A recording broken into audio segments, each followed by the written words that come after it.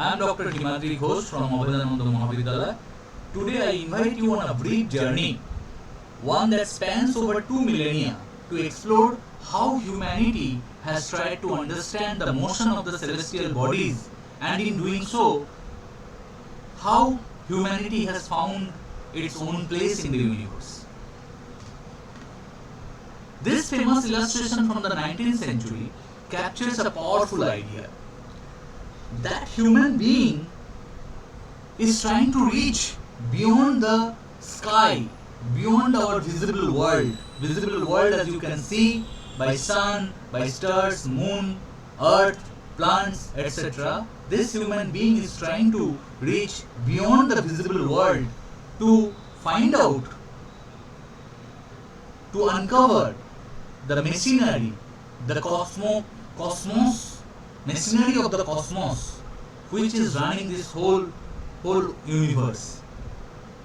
This illustration is symbolic. This illustration is symbolic of our scientific curiosity and courage.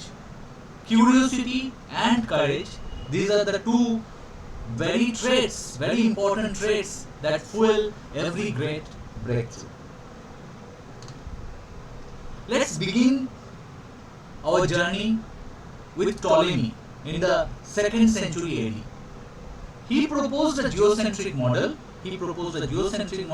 With Earth at the center and all celestial bodies orbiting it. His model, described in his book Almagest, matched religious beliefs and common sense, and as it was matching with religious beliefs, his thought dominated our mind for 14 centuries. Let us now first forward to the 16th century. Let us talk about Nicholas Copernicus, who was troubled by the inconsistencies in Ptolemy's model, and he introduced the heliocentric model, placing the sun at the center and other celestial bodies orbiting around it. His book, The Revolutionibus, was indeed a revolutionary book, but it was controversial at that time. He was mocked and his work was banned. He died without any recognition. Giordano Bruno supported Copernicus and went further. He suggested an infinite universe. For these ideas, he was executed. His death was a tragic reminder that challenging dominant beliefs can come at a very high price. Next comes Tycho Brahe. Tycho Brahe took a different approach. He combined both models, geocentric model and heliocentric models, and most importantly, he collected a lot of data, decades of precise astronomical data. Though his model was flawed, but his data would become the foundation for future discoveries. Next comes Galileo Galilei. Galileo improved the telescope and used it to discover the moons of Jupiter. Very important discovery of Galileo. There are other discoveries of Galileo, but this was one of the very most important discovery, the discovery of moons of Jupiter. He saw with his telescope that moons of Jupiter are orbiting Jupiter, which was a clear contradiction of geocentrism. But his support for Copernican theory angered the church and he was sentenced to house arrest. Using Brahe's idea, Tycho Brahe's idea, Kepler recognized some pattern that hold among the shape of the orbit, distance, velocity and time period, etc. He didn't do any mathematics. He simply observed some patterns, and by observing those patterns, he landed up on 3 laws of planetary motion, which is very famous 3 laws of Kepler's laws of planetary motion. In his first law, Kepler said that planets are moving in an elliptical orbit, as you can see here, with sun at one of the focus of that elliptical orbit.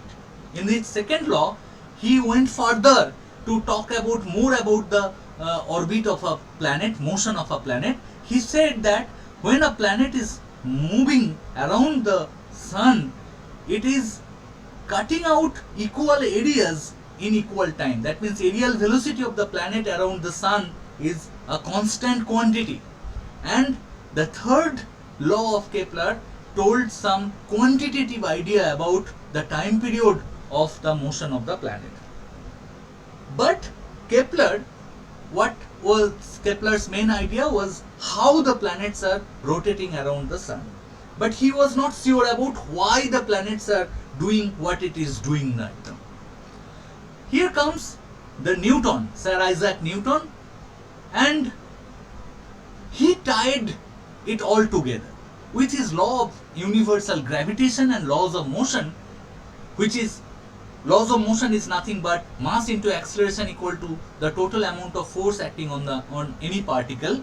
Newton explained why the planets move as they do. He showed that the same force causing an apple to fall governs the orbits of the planets, a truly unifying theory of nature. So, what can we learn from this history? Firstly, scientific truth does not come quickly. Every step forward, from Ptolemy to Newton, took questioning, courage and time, a lot of it.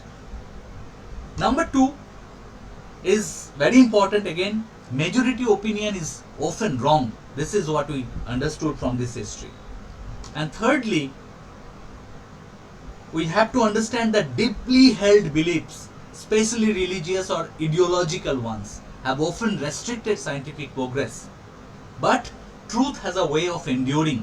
Today's scientific knowledge stands on the shoulders of those who dared to question, even at great personal cost.